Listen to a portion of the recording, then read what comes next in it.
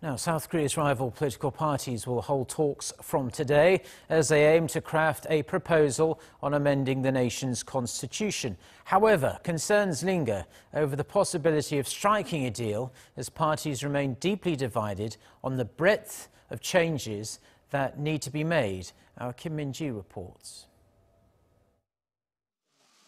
The floor leaders from the country's three major parties are rolling up their sleeves for earnest negotiations from Tuesday to craft a proposal on amending the constitution.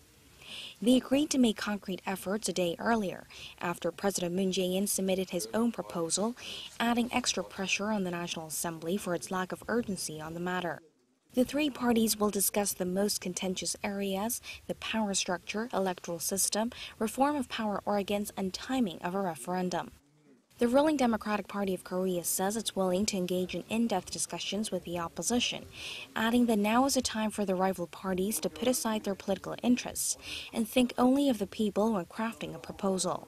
The party also stressed that it's the people's wish to hold a referendum alongside local elections in June, and that if they lose this opportunity, public interest in the matter could wane.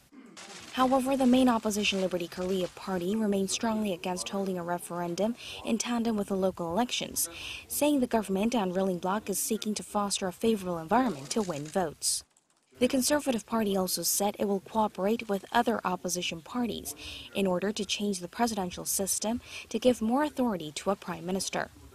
The centrist Bareunmirae Party said that while it would be best to hold a referendum in June, the content of the amendment is more important than the timing.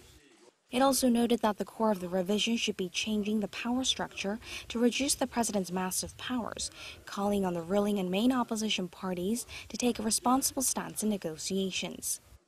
Should the parties fail to reach a consensus on a proposal of their own, they will have to put the president's proposal up for a vote in late May. But for it to take effect, it requires two-thirds backing from the country's 293 lawmakers and a majority approval in a referendum.